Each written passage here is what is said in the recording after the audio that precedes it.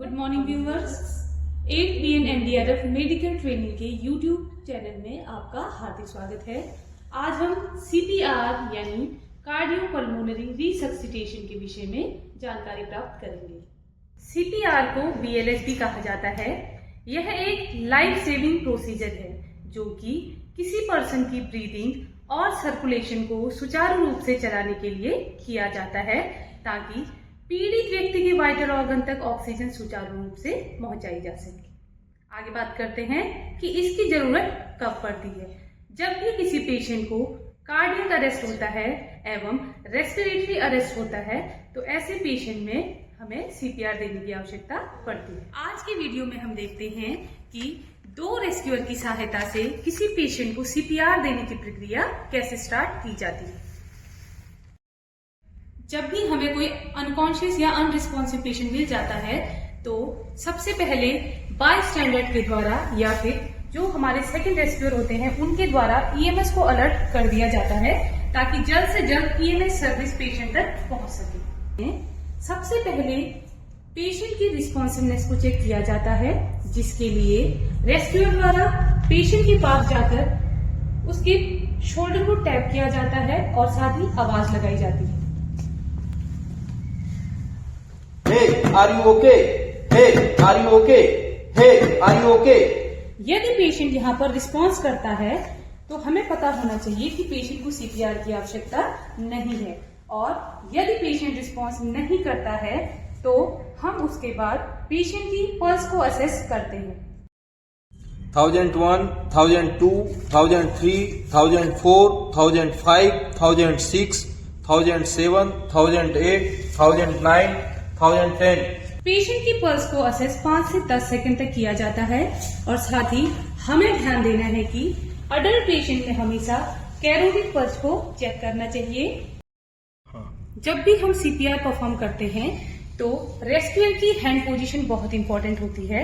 Hand position के लिए सबसे पहले हमने G5 प्रोसेस को सर्च करना होता है।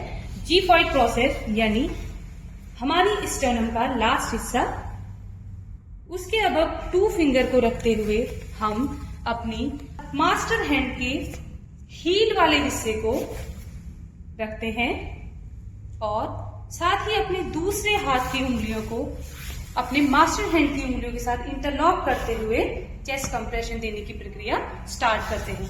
ध्यान देना चाहिए कि हमेशा पेशेंट की चेस्ट और रेस्क्यूअर के हाथों के बीच 90 का एंगल बना होना चाहिए। बॉडी बहुत ज्यादा लंजिंग में ना हो और पेशेंट की चेस्ट कम से कम 5 से 6 सेंटीमीटर अडल्ट पेशेंट में कंप्रेस हो रही हो।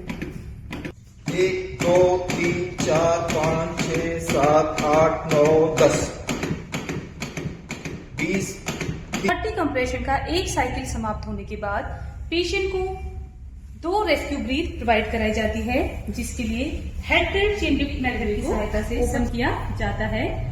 ब्रीदिंग के लिए mouth to mouth respiration, CPR mask की सहायता से रेस्पिरेशन भी दिया जा सकता है। आज के वीडियो में आप देखेंगे कि हम BVM की सहायता से या फिर अम्बोबैग की सहायता से पेशेंट को रेस्क्यू ब्रीथ प्रोवाइड करा रहे हैं।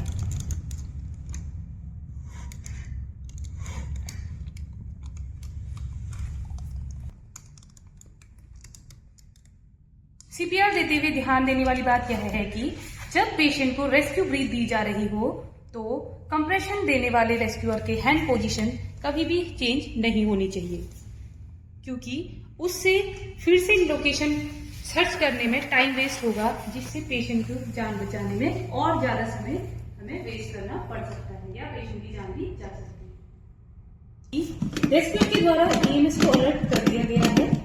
जब तक हमें EMS सर्विस नहीं मिल जाती तब तक पेशेंट को चेस्ट कंप्रेशन देते रहना है, या फिर अगर पेशेंट की इन बिटवीन पल्स प्रेजेंट हो जाती है तो हमें CPR को बंद कर देना है, अदरवाइज हम इसे कॉन्टिन्यूटी में देते रहेंगे।